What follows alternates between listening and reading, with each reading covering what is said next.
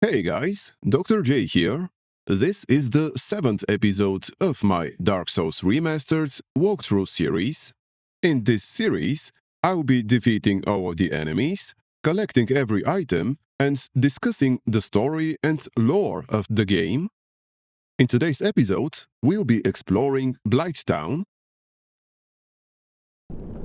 Before entering Blighttown, decide whether you want to collect every item or just unlock all the achievements.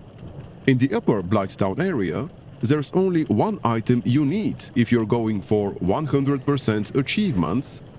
If you're only chasing achievements, save yourself the hassle, skip the front entrance and use the back entrance instead. That's the one we saw in the Valley of Drakes. Okay, with that out of the way, the first new enemies you'll encounter in Blighttown are infested barbarians. They look intimidating, but are slow, easy to backstab, and go down quickly. If these were the only enemies here, exploring wouldn't be so hard. When I say Blighttown is difficult to explore, I mean the upper section. The lower Blighttown is much easier.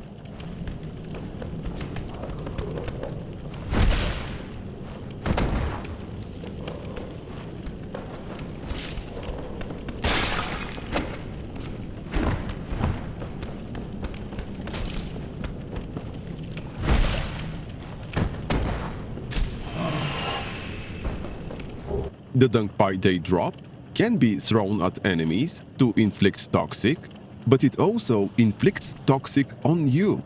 There is an alternative use for this item, however. You can trade it to Snuggly the Crow for a Demon Titanite. Anyway, these guys are why the upper area is tough to explore.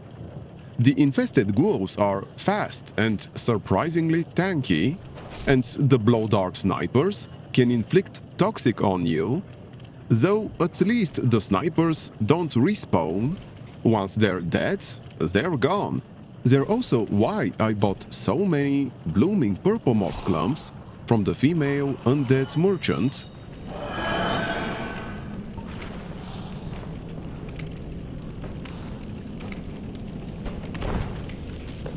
There is an itemized soul at the end of this side path. You can skip it if you don't think it's worth fighting the ghouls here. I'm also purposely not trying to backstab them, since it's very easy to fall off these platforms. I've run out of casts of the Heal Miracle, but the first bonfire in this area isn't far. Here's the itemized soul. Now we'll get back to where I dropped down.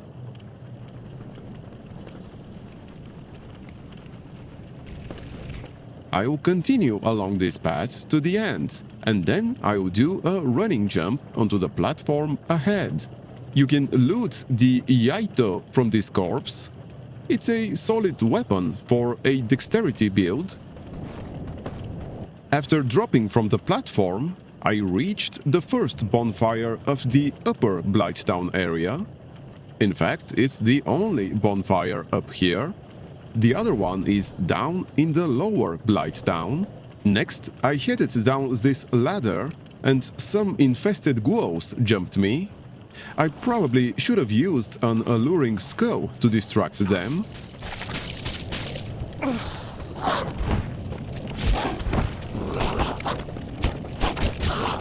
After killing them, I healed and moved on to this beam to pick up some blooming purple moss clumps, then turned around, went up the ramp, and should have taken the left instead of the right, but anyway. Then I crossed the swaying bridge. Crossing it isn't as dangerous as it looks, but after that, a couple of flame attack dogs rushed me. I killed them and then headed down the ramps to pick up a humanity. Then I turned around, climbed back up, crossed the bridge again, went up the ladder, and returned to the bonfire.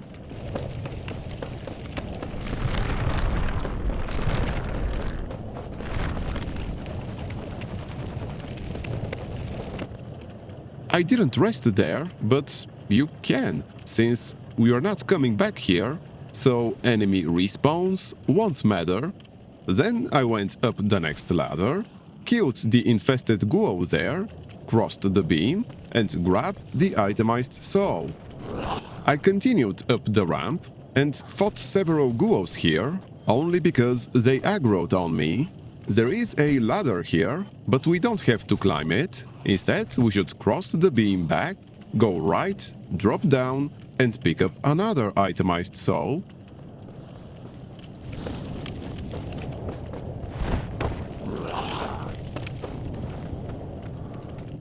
I thought a Guo was coming after me, hence why I was looking around so much. After looting the soul, I climbed the ladder to get the shadow armor set, which looks pretty cool if nothing else. Then I dropped down and picked up another itemized soul.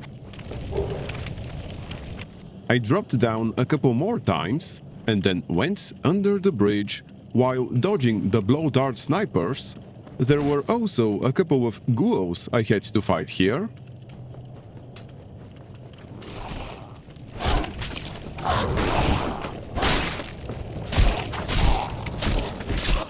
After I crossed the next bridge, below, guarded by the parasitic wall hugger, is the only item here required for an achievement.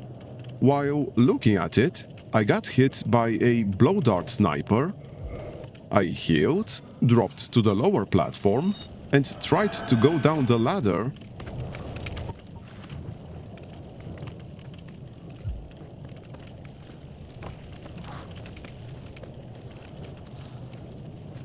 But a Guo was on it, so I had to back off. There is an itemized soul here too. I wasn't planning on grabbing it yet, but did it anyway.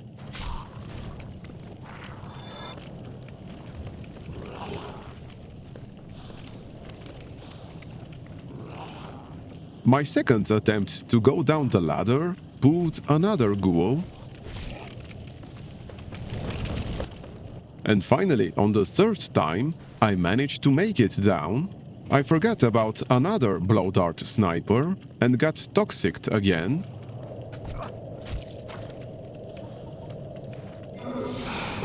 At least he dropped a blooming purple moss clump.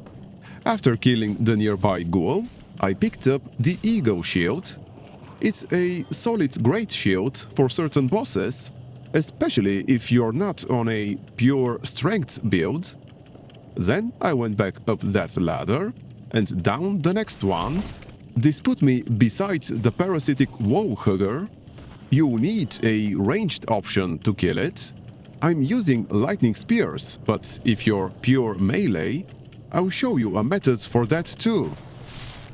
The parasitic wall hugger guards the power within Pyromancy. It's needed for the Bond of a Pyromancer achievement, and it's fantastic for bosses. It boosts all damage by 40% and stamina regen by 30 per second, at the cost of 1% max HP per second, which you can heal through.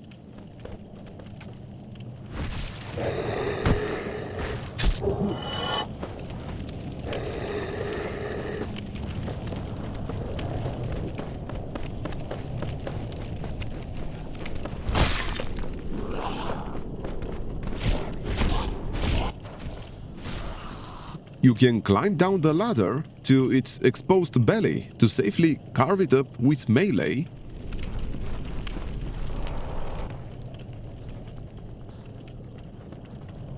Then I headed down the ramp and into the tunnel towards lower Blighttown. The hard part was over. I then killed an infested barbarian and an infested Guo, followed the tunnel and descended the ladder. There is a fog gate here, which I will enter, but I'm not going to continue down this path. Instead, I dropped down onto the platform below to get the whip. That's a pretty useless weapon, in my opinion. Then I descended once more.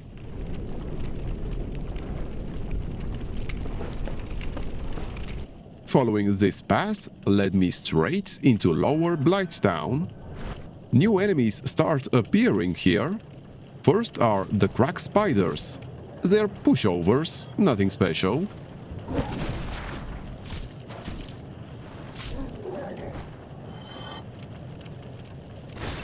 As I kept going down, I came under fire from a blow dart sniper. Beside him are the Wanderer armor set and a Faucian.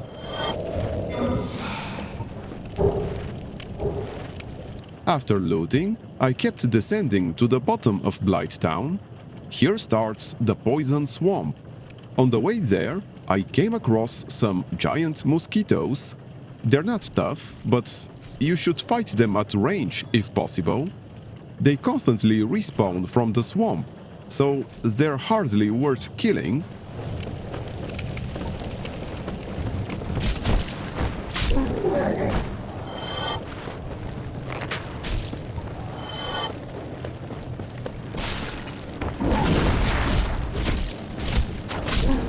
I dropped into the swamp, grabbed an itemized soul, and didn't waste any purple moss clumps, since I'll only get poisoned again. I swapped Cavel's ring for the rusted iron ring, since it cancels the swamp's slow movement effect. That's why I suggested revisiting the asylum earlier.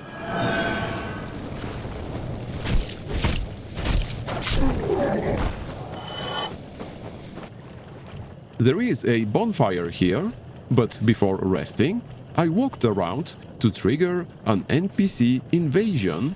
I was mostly interested in killing her, not for the humanity or weapon she drops, but because it unlocks her summoning sign for this area's boss. She's easy anyway. I just needed to keep backstabbing her. I did pull some mosquitoes, but they barely interfered.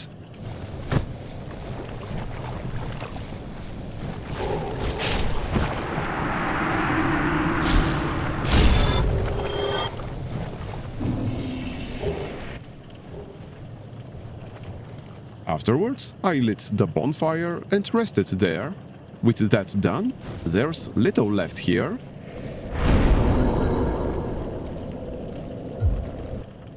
First, I headed to the end of the tunnel for a chest with a dragon scale, which is a special upgrade material, like the twinkling titanite. Next, I headed towards Blighttown's back entrance.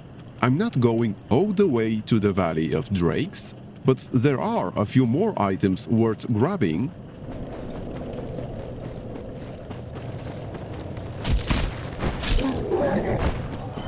After killing a few crack spiders, I took the wooden ramp to the giant water wheel. It can be used as an elevator to the upper platforms. Be careful though, it's really easy to fall off.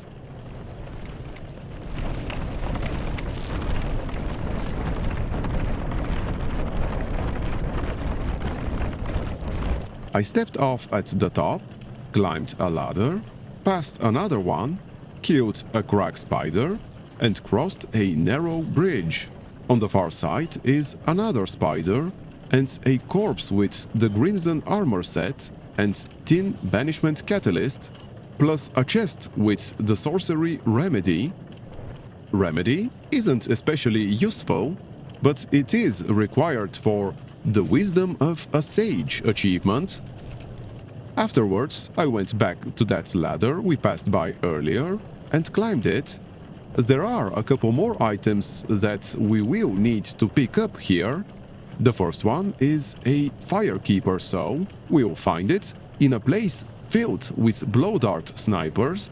The best strategy I could think of to deal with them is to just run as fast as you can towards them and kill them while occasionally using the Estus flask when you need to. There's no one else besides them, so it shouldn't be too difficult to kill them all.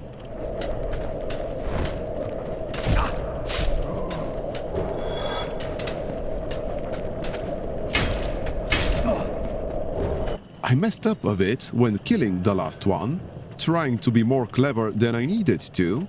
But eventually, I managed to kill him. I then used a blooming purple moss clump to clear the toxicity status, and then I cast a heal miracle in order to restore my health. Now it was finally time to pick up the item I came here for. Actually, there was also an itemized soul here. Anyway, the Firekeeper soul that we came here for is guarded by a couple of flame attack dogs, but they're easy to kill with a plunging attack. I also killed the rest of the flame attack dogs here, which took a bit of time using a melee weapon, which is why I decided to go ahead and use the lightning spear miracle for the last two. Okay, so now that we have the Firekeeper soul, there's just one last item to collect here before going back down to the Poison Swamp area. In order to get to it, we'll have to climb a few more ladders. Inside this chest, we'll find the key to the new Londo Ruins. I don't need it, since I already opened the door with the master key, but this is the proper way to open it. And if we crossed the bridge to the left of the chest, we would have reached the back entrance to Blighttown that leads to the Valley of Drakes. I don't need to go there, since I already picked up all of the items I needed, but if you didn't, now would be a good time to do that. Anyway, now I'll be going around the Poison Swamp and picking up the few items that are left in Blighttown. Navigating the swamp is extremely easy.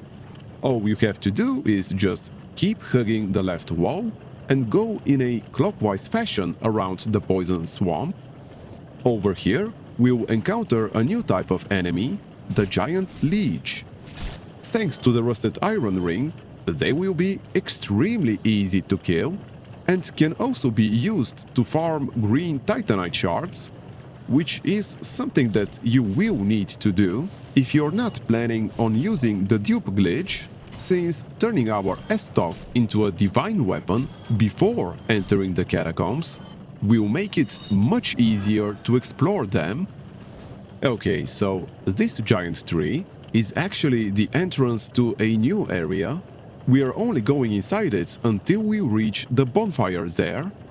We could explore it in its entirety, but it will take too much time, and going back to Blighttown is kind of difficult when we still can't teleport with the bonfires. Right, so after going through the two illusory walls, picking up the plank shields and the twin humanities, we'll eventually reach a bonfire. Like I said, we could explore the entirety of the Great Hollow, but it's a giant waste of time, and we don't really need to do it right now. Instead, I returned to the Poison Swamp and continued exploring it. By the way, the reason why the giant leeches are so good for green Titanite shard farming is because they drop 5 of them at once. You still have a 2% chance for them to drop, but still, on average, you get 1 every 10 kills. And there's a lot of giant leeches in the swamp. Anyway, I just got the server, so there's only a few more items left in the Poison Swamp, of which only 1 is required for an achievement. As you can see, there is a lot of running around in the Poison Swamp. That is why I wanted so much to get the Rusted Iron Ring from the Undead Asylum. Equipping it makes the exploration of the Poison Swamp much less tedious. Anyway, the Pyromancy that I just collected, alongside with the Pyromancer armor set, was the item we needed for an achievement, namely the Bond of the Pyromancer achievement. Technically, we could go straight to the boss now, but there are a couple more items that I'd like to collect. The first one is over there by the couple of infested barbarians. These ones are much more dangerous than the club-wielding infested barbarians, so you should be very careful when fighting them. As usual, the best way to deal with them is using backstabs. After killing them, we can collect the item they were guarding, which is the Great Club. This is actually one of the best strength-based weapons in the game, and considering the fact that you can pick it up within 5 to 10 minutes from exiting the Undead Asylum for the first time, provided you've chosen the Master Key, of course, makes this one of the best starting weapons you can choose for a strength build. Anyway, we've collected all of the items in Blighttown and can now go fight the boss of this area. It's probably a good idea to first use the bonfire, but the Chaos Witch Quelaag is not a particularly difficult boss, especially since I still have my Lightning Spear miracle and can summon Maneater Mildred. Of course, don't forget to clear your poison status. By the way, I'm only using Mildred as a kind of a backup. We shouldn't need to rely on her.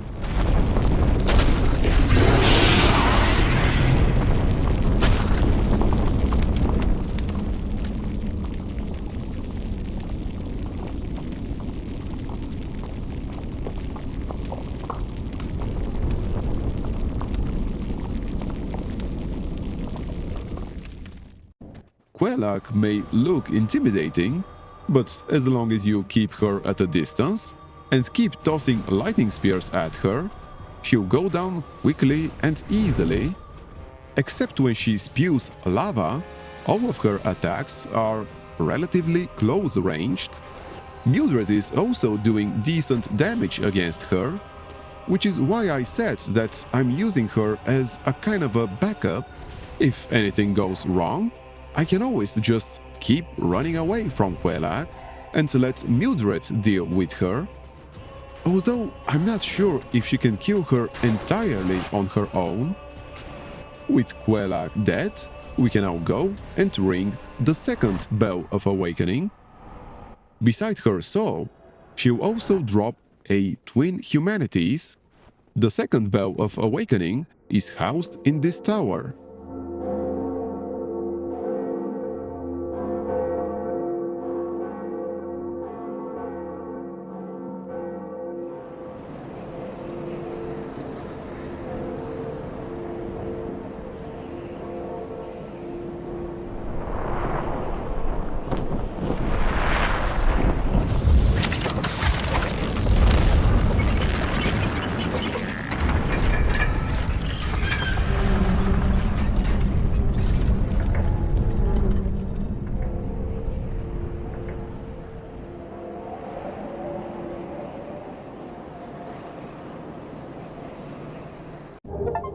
Besides unlocking an achievement, ringing the second Bell of Awakening also opened the entrance to Sen's Fortress. The same fortress where we met Siegmeyer. It's also where we should go next. But there are a few more things that we can do here. First, we should talk with this weird creature behind the illusory wall. Servant? We should answer yes. But you have no eggs. Ah, no matter. Go along and have audience with our fair lady. I pray that you will mind your manners. The fair lady he's talking about is this bonfire's firekeeper and is actually Quelaag's sister, but I'll talk more about that later. The last thing I'll do in today's episode is talk with the fair lady and ask her to reinforce my Estus flask. I'll also ask her to enter her covenant, which will unlock another achievement. And not only that, but she'll also gift us the Pyromancy Great Chaos Fireball, which is actually a really good pyromancy to use against bosses. We're not done here yet, but I think I will leave this for tomorrow's episode. The last thing I will do today is level up a bit. I'll put a few points in endurance and dexterity and pump the rest into faith. We can still get some mileage from the Lightning Spear miracle, so I want to make it as strong as possible. Not to mention that once we turn our S-Stock into a Divine S-Stock, it will also benefit from our fate stat. Thank you for watching this video, and if it was helpful to you, I would very much appreciate it if you could press the like button, subscribe to my channel if you haven't already, and leave a comment down below.